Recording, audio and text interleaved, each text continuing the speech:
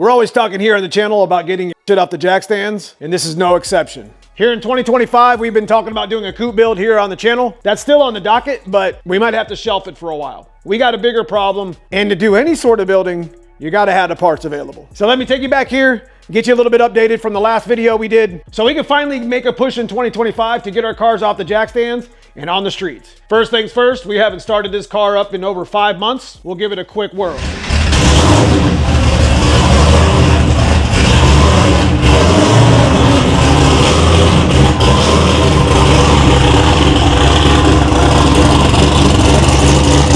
Damn, that sounds good.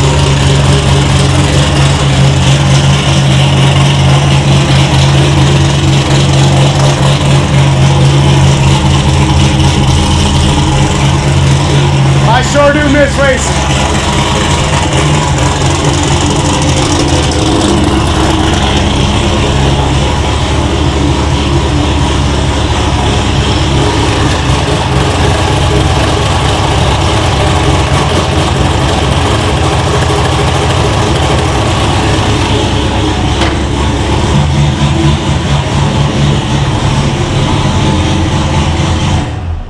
We definitely got some decisions we need to be making very soon. We got some changes that I think we're gonna make for 2025.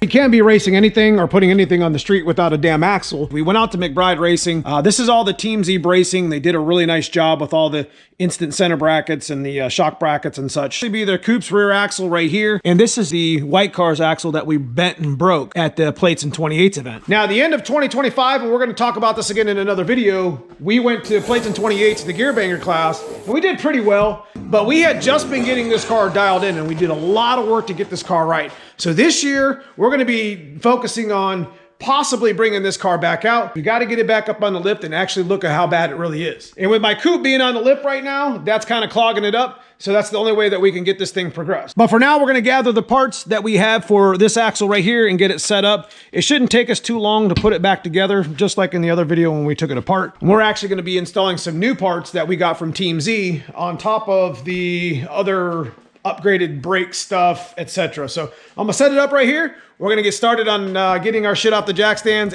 Let's get into it.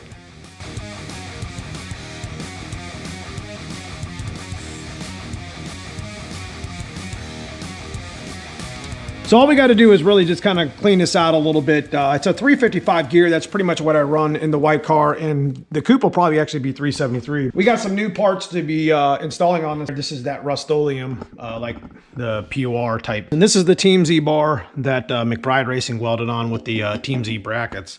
The nice thing about this is I'm going to actually be able to mess with bar angles on the white car a little bit if I decide to put this back in. And with the set of limiters on the front of the car, I'll be able to tie the car back down, and instead of having all the travel, maybe I can get a little better 60 foot out of it and a little more reaction. At this point in time, I just need to get a helmet on and start making some hits, because we didn't do a lot in 2024, and I think in 2025, we're not going to do a lot of racing either, but I think we're going to have fun with it at least. You know, all of our efforts and our struggles from the end of 24 will come out in the racing part. So these are 35 spline axles. And I know I only have 1/2-inch studs. I need to put 5/8 in here, but these have worked out pretty well over the years and should be just fine for a while. We're looking to put more time into the coupe. Be able to actually get the other axle in and most of the suspension in it and the brakes by the end of the year. That way, when we want to do the transplant, we're just swapping into a car that already rolls around. You know what I mean? Much easier. Now, some of the other stuff that we got going on here, but this is our box of stuff, our brake lines and, you know, our calipers. We got some new Team Z upper. We got some new parts that we're going to be putting on the axle today. So, yeah. Took a minute to find my spool, but yeah, we're just gonna go ahead and slam it back in there and get everything nice and tight. So we did end up beating the crap out of these upper like 8.8 bushings that usually go in the ears on the differential. I didn't realize how bad they were. Got us a new set of these. Go ahead and tap on in there. Clean up some parts while we're at it and just start installing stuff.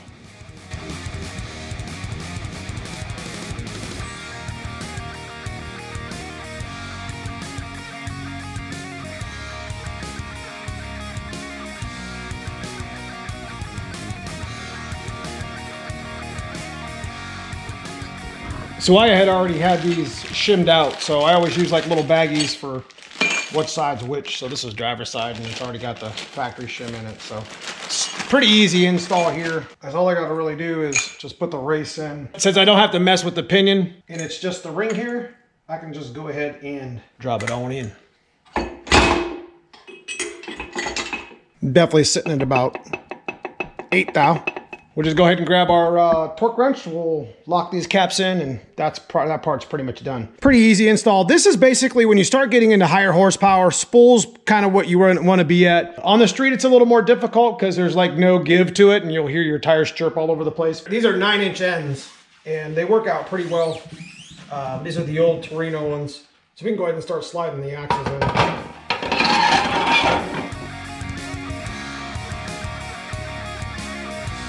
9-inch end's pretty easy to put on. It's got a little bracket here and holds the whole axle in. Got a new set of rotors here. Do the same thing to the other side. Nothing really fancy and special to even report about.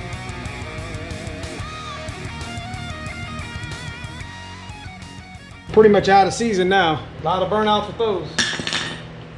Okay, I think we're pretty much at the set point to where we're able to put the diff cover on and fill it full of fluid. Got the brake lines hooked up. I'm missing a clip. Had to make a couple of minor adjustments, but we got some new pads and we got some much needed new rotors on the back of the axle. It's gonna be a nice little piece, man. I got some reinforcements in the front, got some better anti-squat or whatever shock brackets, and definitely got a bigger brace in the bottom. So the axle wasn't super bent to begin with. You know, we did some upgrades. We did some nice maintenance to it that's been needing to be done for a while. And to be honest with you, we're ready to send it.